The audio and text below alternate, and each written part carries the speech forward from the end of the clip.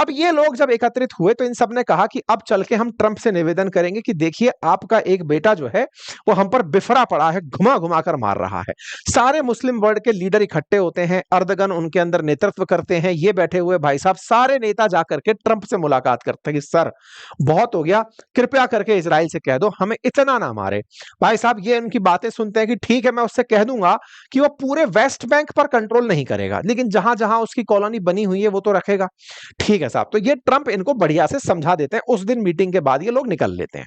शहबाज शरीफ के बाद में फिर शहबाज शरीफ बाकी नेताओं से मुलाकात करते हैं, लाइक माइंडेड लीडर्स के साथ, कि देखा हमने ट्रंप के सामने बात रखी कि इजराइल हमें ना मारे, तो हमारी बात सुनी है, उसने कहा ज्यादा नहीं मारेगा। ठीक है साहब, तो ये बातचीत हो जाती है। इनके बीच में बातचीत होती है, प्राइम मिनिस्टर ऑफिस से बातें लिखकर आती है कि हमने बड़ी बड़ी बातें की हैं, हम बड़े बड़े लोगों से मुलाकात किए, श्रीलंका वालों से मुलाकात किए, बांग्लादेश वालों से मुलाकात किए, हम सब इकट्ठे हो लिए। देखिए हमको कहीं भी गले लगती फोटो नहीं मिली थी चाइना जब गए थे इस बार, लेकिन 193 देश थे, जिसके मन में आया उसके गले में जाकर डल गए। अच्छा साहब, अब थी वो बहुप्रतीक्षित तस्वीर जिसके लिए इन्होंने बहुत तपस्या की थी। तपस्या कितनी, इसको ऐसे समझो आप। देखो शहबाज शरीफ ट्रंप जब थे ना पिछली बार शासन में, तब से कोई भी पाकिस्तानी प्रधानमंत्री अब तक मिल नहीं पाया था अमेरिकी राष्ट्रपति से। इनके लिए ये बड़ी उपलब्धि थी। बड़ी उपलब्धि क्यों? क्योंकि 6 साल बाद कोई पाकिस्तानी पीएम अमेरिकी राष्ट्रपति से मुलाकात कर रहा था। ऐसे में ये तस्वीर के साथ साथ ये चेहरा देखना मत भूल जाना जिसे पहले ही ट्रंप बुलाकर गोटी सेट कर चुके थे। ये कौन है? आसिम मुनीर। असल मायने में पाकिस्तान की रियल सत्ता यही चलाते हैं, फील्ड मार्शल जिनको बनाया गया है। आप सोचे कि शहबाज शरीफ बार बार यूएन में भी इन्हीं के नाम का कसम खा करके आगे का काम शुरू किए। इनको पहले ही ट्रंप ने सेट किया हुआ था ईरान के मामले में कि देखो इजराइल जब ईरान को मारने आएगा तो तुम कुछ नहीं बोलोगे, क्योंकि तुम्हारे अंदर बहुत तेजी से निकलने की आदत आती है। तुम ईरान को संतुष्टि दे दिए थे कि हम तुम्हारे साथ रहेंगे, कुछ नहीं करोगे। तो इनको तो इसने केवल क्रिप्टो पकड़ा करके सेट कर दिया था। इन्हीं के क्रिप्टो के चलते तो फिर हमें समझ में आया, मैंने भी तो आपसे यही कहा कि बातें बाजार की पर अब क्रिप्टो की बात करेंगे। क्यों? क्योंकि खेल दुनिया में क्रिप्टो से बिगाड़ा जा रहा है। तो हम भी तो समझ लें, पता चले हम बहुत पीछे रह जाएं। इसीलिए हम बातें बाजार की के अंदर आजकल क्रिप्टो की बातें कर रहे हैं, जो हमारा यूट्यूब चैनल है वहां पर। ठीक है साहब, अब आती है खेला। जब यहां पर खेला गया तो इन दोनों के साथ मुलाकात हो जाती है साहब। मुलाकात होती है, प्राइम मिनिस्टर ऑफिस से बात निकल कर आती है कि हमने अमेरिका के राष्ट्रपति से मुलाकात करी, बढ़िया बातचीत हुई, पाकिस्तान उनके साथ किस तरह से आगे बढ़ेगा सब बातचीत हुई साहब। तस्वीरें निकाल दी जाती हैं। लेकिन मजेदार बात यह हुई कि इस तस्वीर के आने से पहले ट्रंप अभी आधा घंटे पहले, ये मतलब इनसे मुलाकात करने से आधा घंटे पहले, अपने पत्रकारों को संबोधित करते हुए कहते हैं कि 2 लोग मेरा इंतजार कर रहे हैं, महान लोग मेरा इंतजार कर रहे हैं, अभी आइए मैं आपके साथ बातचीत कर लेता हूं। मतलब इन्होंने उनको आधा घंटे इंतजार कराया। अब आप पूछेंगे ये कोई बात हुई क्या सर, आधा घंटे इंतजार कराया? इतने लोग आए थे तो इंतजार करा लिया तो क्या बात बड़ी हो गई? बिल्कुल सही कह रहे हो आप, बड़ी बात तो है ही नहीं, बिल्कुल मिल लिए वो बड़ी बात है मेरे लिए। तो बड़ी बात इसलिए हुई जनाब क्योंकि अमेरिका के राष्ट्रपति शिष्टाचार रूप से ही सही, कोई भी आता है राष्ट्राध्यक्ष तो उनको ग्रीट करते हैं, उनको ओवल ऑफिस के गेट तक लेने जाते हैं, नहीं लेने जाते तो वहां खड़े होकर तस्वीर खिंचाते हैं। उनके साथ में वो सारे शिष्टाचार, व्हाइट हाउस की वॉल पे डलना, अमेरिकी राष्ट्रपति की वॉल पे डलना बातों का कि हाँ भाई इस आदमी से मुलाकात हुई थी, ये सब होता है ना। अक्सर ऐसा होता है, जैसे मैं आपको कुछ तस्वीरें दिखा दूं कि अमेरिकी राष्ट्रपति ओवल ऑफिस में चाहे जेलेंस्की को रिसीव करें, चाहे कीर स्टारमर को, चाहे मतलब किसी भी नेता को अगर वो रिसीव करते हैं तो वो आकर रिसीव करते हैं, अगर गेट पर नहीं आते हैं तो अंदर ही रिसीव करते हैं, लेकिन तस्वीरें जरूर बाहर आती हैं। व्हाइट हाउस की तस्वीरें आपने इस तरह की देखी होंगी मल्टीपल टाइम, लेकिन इन महाशय के साथ कोई भी तस्वीर व्हाइट हाउस में साझा नहीं हुई। आज जो बात निकल कर आई वो ये कि आधा घंटे इंतजार और करवाया कि हाँ मैं आ रहा हूं मुलाकात करने। पर चलो कोई बात नहीं जी, व्यस्तताएं हो सकती हैं, मुलाकात के अंदर मिल लिए, ये बड़ी बात है भाई। 6 साल बाद, मतलब पहली बार इमरान खान मिले थे, उसके बाद अब जाकर कोई नेता मिला है, ये बड़ी बात है। मतलब इसका अपने आप में पाकिस्तानियों को फक्र होना चाहिए। 6 साल में उन्हें एक ऐसा नेता तो मिला जो कि अमेरिकी राष्ट्रपति से मुलाकात कर लिया। मुलाकात ही नहीं साहब, इन्वेस्टमेंट की बात कर लिया। इन्वेस्टमेंट ये असल में लोन को ही कहते हैं। इनके यहां पर यह है कि अमेरिकी कंपनी आकर के हमारे यहां पे इन्वेस्टमेंट करेंगी, हमें कर्ज देंगी और हमें बाहर निकालेंगी, उसे ये इन्वेस्टमेंट कहते हैं। आपको यकीन नहीं होता तो मैं आपको दूसरा एविडेंस देता हूं। देखो क्या है, जैसे ना ब्रिक्स की अपनी एक ब्रिक्स बैंक है, जैसे एक न्यू डेवलपमेंट बैंक है एससीओ वालों की है ना। ऐसे ही अमेरिका ने जब सेकेंड वर्ल्ड वॉर खत्म हुआ तब 2 बैंकों का निर्माण किया, एक का नाम था आईएमएफ और एक का नाम था वर्ल्ड बैंक। अच्छा, आपको ये बातें हो सकता है कि लगे कि सर मजे में कह रहे हो, वास्तविकता है ये जो मैं आपको तथ्य दे रहा हूं, फैक्चुअली करेक्ट है। इन्हें ब्रेटन वुड ट्विंस कहा जाता है, आईएमएफ इंटरनेशनल मॉनेटरी फंड, जिसका काम होता है ट्रेड सरप्लस को मैनेज करके चलना, ठीक है, यानी कि कोई अगर व्यापारिक घाटे में है कोई देश, तो उस व्यापारिक घाटे को कंट्रोल करके चलना। दूसरा है वर्ल्ड बैंक, जिसका निर्माण ही इसलिए हुआ था कि द्वितीय विश्व युद्ध के बाद जो दुनिया भर में मतलब तोड़ फोड़ मच गई, उनका रिकंस्ट्रक्शन कैसे कराएंगे, इसीलिए उस बैंक को शुरुआत में रिकंस्ट्रक्शन से ही रिलेटेड ही बात बैंक नाम दिया गया था, ठीक है। अच्छा, रिकंस्ट्रक्शन डेवलपमेंट बैंक ही उसका नाम शुरुआत में था। तो जब कोई भी यूएन के अंदर पहुंचता है, तो यूएन के अंदर पहुंचकर जिसको लोन चाहिए होता है, वो इन दो बैंकों में भी साथ साथ जाता है। जैसे आप आए किसी शहर में, आपने देखा कि साहब एसबीआई का मुख्यालय भी यही है, एचडीएफसी का भी यही है, चलो लोन अप्लाई कर चलते हैं, बिल्कुल वैसा ही यहाँ पर पाकिस्तान वाले पहुंचते हैं और जाकर के आईएमएफ की हेड से मुलाकात कर लेते हैं। मैडम आए थे, थोड़ा देख लेते, पिछली बार बाढ़ आई थी, आपने बढ़िया हमारा घर चला लिया था, मैडम कुछ हो सके तो देख लो। आईएमएफ वालों ने कहा हाँ हाँ, तुमको हमने कर्ज से मुक्त कराया था, प्यार पाकिस्तान के प्रेम से तुम्हें यही तो मिला था, करवाते हैं, कुछ करवाते हैं। अमेरिका और पाकिस्तान के बीच प्यार से यही सब हुआ था, हो गया। इसके बाद ये मुलाकात करने पहुंचते हैं वर्ल्ड बैंक वालों से, बग्गा जी अपने वाले यहां पर हैं अमेरिका के अंदर वर्ल्ड बैंक, और वर्ल्ड बैंक से कहते हैं कि सर $40 बिलियन का जो आप आगे आने वाले समय पर हमें लोन देने जा रहे हैं, उसके लिए बहुत बहुत धन्यवाद। $40 बिलियन का लोन क्या है? वर्ल्ड बैंक रिकंस्ट्रक्शन के नाम पर देशों को लोन देता है। इंडिया को, वर्ल्ड के दुनिया भर के देशों को आईएमएफ और वर्ल्ड बैंक से लोन मिलता है। भारत आईएमएफ से कभी लोन नहीं लेता, क्योंकि आईएमएफ का लोन केवल डेट ट्रैप में ही लिया जाता है। जब आप कर्ज में फंस गए हो, निकलने का कोई ऑप्शन नहीं बचा है, तो आईएमएफ का हाथ लिया जाता है, अदरवाइज नहीं। खैर, इनको यहां से संतुष्टि मिलती है, इनको दोनों तरफ से पैसे का अश्योरेंस मिलता है, ट्रंप से मुलाकात होती है, इज्जत बढ़ती है कि साहब ट्रंप के साथ फोटो खिंचा लिए। पाकिस्तानी कंटेंट क्रिएटर्स को और सोशल मीडिया इन्फ्लुएंसर्स को खूब सारा कंटेंट मिल जाता है कि बढ़िया हो गया, देखिए जब एससीओ में गए थे तो बेइज्जती हुई थी, अब बेइज्जती का बदला लेकर आ गए। भाई साहब, इस आदमी का साहस इतना बढ़ गया कि ये एक दो गिनती भूल गया। कैसे भूल गया? अब मैं आपको तथ्य दिखाता हूं। ये भाई साहब यूएनजीए के अंदर भाषण देने पहुंचते हैं। इनकी बॉडी लैंग्वेज, जैसे मैं अभी बात कर रहा हूं तो मेरा हाथ हाथ हिलना एक नॉर्मल मूवमेंट है, मतलब जब कहीं उठना है हाथ तो उठ रहा है, लेकिन मैं बोल रहा हूं कि हाँ भाई साहब क्या हालचाल है, तो ये तो मतलब सेटिंग नहीं बैठी ना, मतलब बॉडी लैंग्वेज सेट नहीं हो रही ना, जबरदस्ती फेंकने वाली बात हो गई। ये बिल्कुल वैसा हुआ। ये भाई साहब यूएन में जाते हैं, इनके ट्रेनर ने शायद इनको बढ़िया ट्रेनिंग नहीं दी, भाषण देने बैठते हैं तो इनका जबरदस्ती एक्साइटमेंट बाहर आ रहा होता है कि हाँ, झूठ बोलने के लिए थोड़ा सा मेहनत लगती है। तो साहब कोई बात नहीं साहब।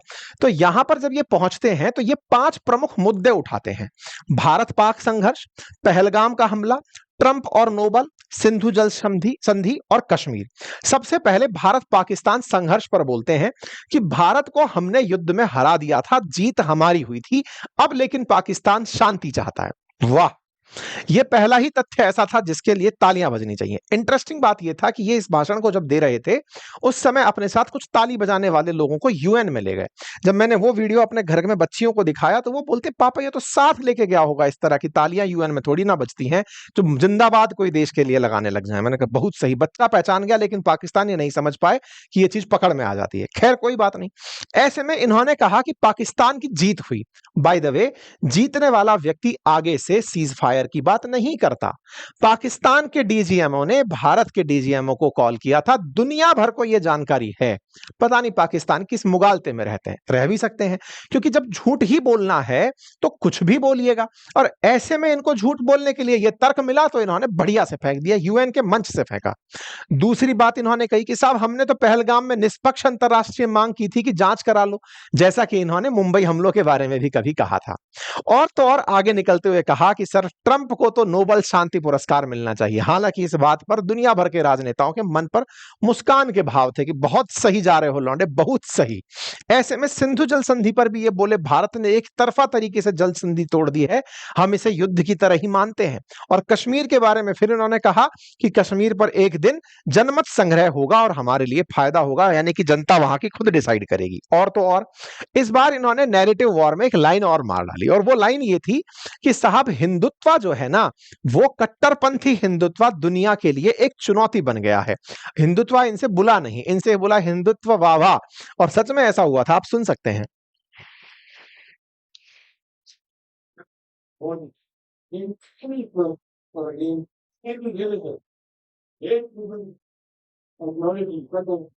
India for the danger of the entire world. While the good mentally get up to no paper, it creates for one. Again, three persons for again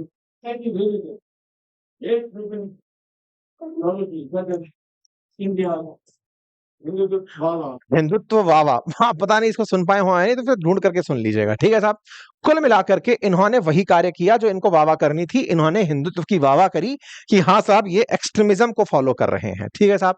कुल मिलाकर के झूठ का वही सिद्धांत जो हिटलर के साथी गोबल्स अपनाते थे, वही इन्होंने बढ़िया से अपनाया कि झूठ को कई बार बोल दो बढ़िया हो जाएगा। चलिए साहब, इन्होंने सारे बयान कर दिए। इस बीच में जो इन्होंने फेंकना शुरू किया, जिसको लपेटने के लिए राजस्थान में जयपुर वाले मकर संक्रांति पर इंतजार करते हैं, कुछ वैसा फेंका इन्होंने। क्या फेंका? इन्होंने कहा कि साहब पाकिस्तान की सेना ने भारत के 7 फाइटर जेट मार गिराए।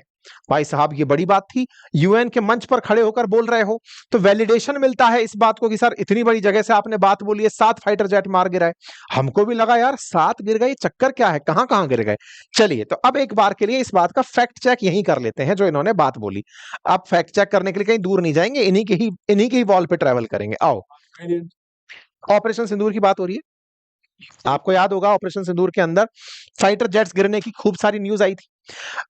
ऑपरेशन सिंदूर के अंदर जब इनके डिफेंस मिनिस्टर से पूछा गया कि आपने कितने फाइटर जेट मार गिराए, तो इन्होंने कहा सोशल मीडिया पर जाकर देख लो, हमने 5 इंडियन जेट मार गिराए हैं। ठीक है साहब, ये 7 मई की न्यूज है।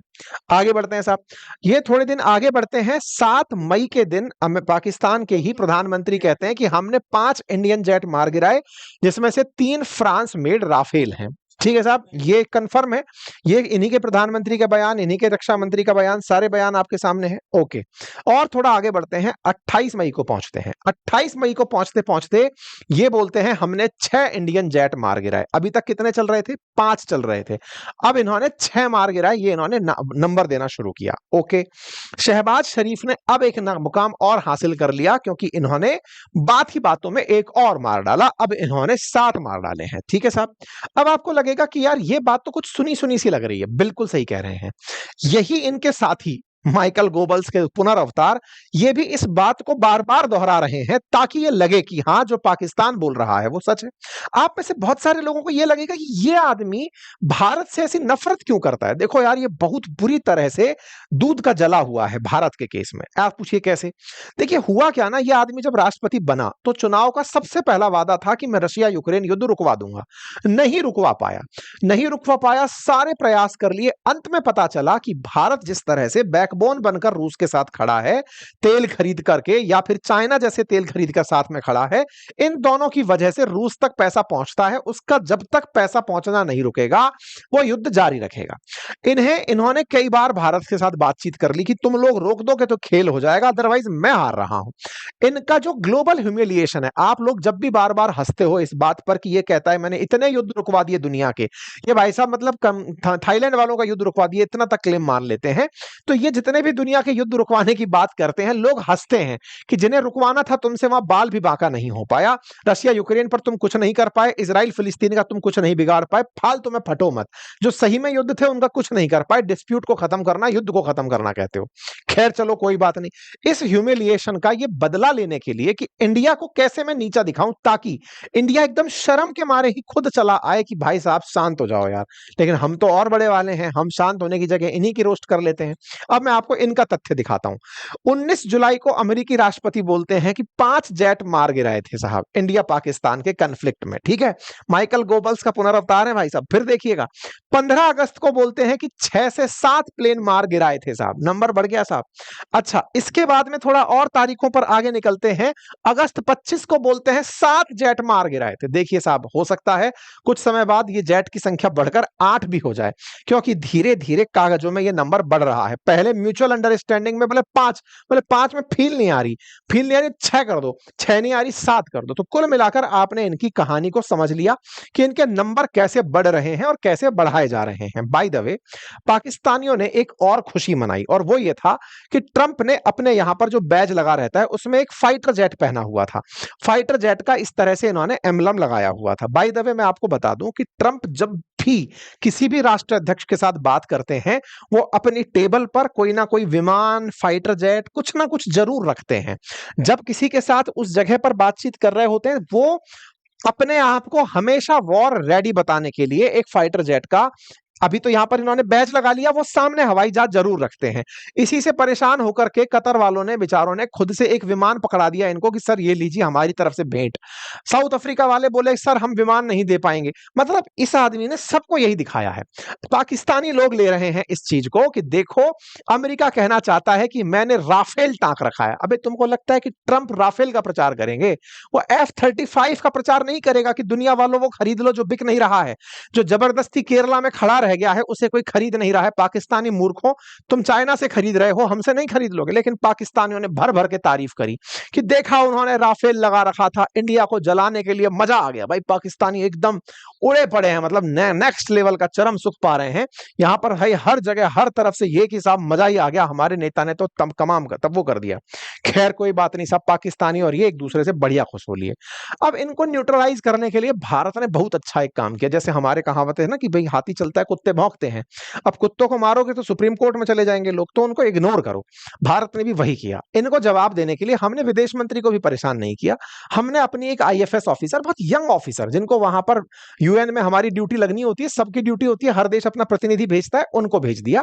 और उन्होंने बकायदा अपनी आसान भाषा में जो इनके पंख उधेड़े, वो भाई साहब सबके लिए एक देखने लायक सीन बन गया। इन्होंने सारी बातें निकाल करके कह दी कि साहब ये लोग जिस तरह की बातें कर रहे हैं पाकिस्तानी लोग, ये वही लोग हैं ना जो कभी ये कहा करते थे कि हमारे यहां पर आतंक नहीं है लेकिन ओसामा इन्हीं के यहां मिला। जैसे भारत के पहलगाम पर जो छाती पीट रहे थे कि अंतरराष्ट्रीय जांच करा लो, ये वही लोग हैं ना जो रेजिस्टेंट फ्रंट जिसने हमले की जिम्मेदारी ली थी उसको UN में प्रतिबंधित करवाने से रोकने आए थे, बाद में वो आतंकी संगठन डिक्लेयर हो गया। तो बोले सर किस बात की चर्चाएं हो रही हैं? आज तो UN भी झूठ का गवाह बन गया। आप सोच कर देखिए, इतने सारे वर्ल्ड लीडर्स को भारत के एक छोटे से अधिकारी ने आईना दिखा दिया कि हमें लगता नहीं है कि तुम लोगों के सामने बोला जाए, हम तुमको बता दे रहे हैं तुम्हारी प्रासंगिकता खत्म हो रही है। तो भारत ने इस बात को बढ़िया से कर दिया। खैर अब भाई साहब अमेरिका की मीडिया इस बात को जानती थी कि मजेदार आइटम आया है, क्योंकि ये वही आइटम है जो कभी बोल दिया था कि सोशल मीडिया पर देख लो कितने फाइटर जेट गिरे हैं।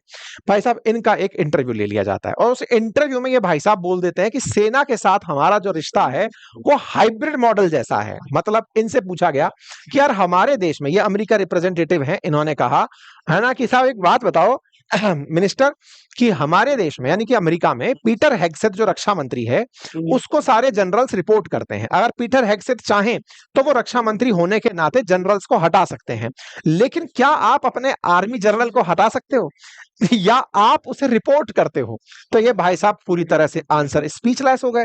तो इन्होंने कहा कि देखिए पाकिस्तान वो देश है जहां का रक्षा मंत्री वहां के सेना के जनरल को रिपोर्ट करता है, तो आपका कोई महत्व नहीं है, आप बताइए क्या है? तो इन्होंने कहा कि हमारे यहां पर सेना के साथ सरकार हाइब्रिड मॉडल में चलती है, हम मिलकर के काम करते हैं और ये इनका हाइब्रिड मॉडल है। और इन्होंने अमेरिका वालों से कहा कि आप लोग तो डीप स्टेट हो, क्योंकि आप लोगों के यहां पर कौन निर्णय ले रहा है वो किसी को पता नहीं चलता है। खैर साहब एक और चीज निकल के आई, इन्होंने अमेरिका के सामने अमेरिका के बारे में कहा। एंकर ने पूछा कि चाइना के साथ आप लोग इतना व्यापार कर रहे हो, अमेरिका के साथ क्या फ्लर्ट कर रहे हो क्या? तो इन्होंने कहा देखिए हाँ ये थोड़ा फ्लर्टियस रिलेशन तो है, लेकिन हाँ हम इसको मेंटेन करके चल रहे हैं। मतलब कुल मिलाकर के पाकिस्तान के किस दिन लद जाएंगे ये पता भी नहीं चलेगा। जिस दिन अमेरिका ने भारत के साथ ट्रेड डील साइन करी उसी दिन ये पलटी मार देगा और पलटी मार करके इनका खेल बिगाड़ देगा। खैर फिलहाल के लिए पाकिस्तानियों को खुश होने का दिन है, क्योंकि झूठ जब तेजी से बोला जब जाता है तो माहौल बढ़िया बनाता है, लेकिन कहते हैं झूठ के पैर नहीं होते, टिक नहीं पाता है। बाकी आप लोग इस विषय पर क्या सोचते हैं, अपनी राय जरूर कमेंट बॉक्स में दीजिएगा।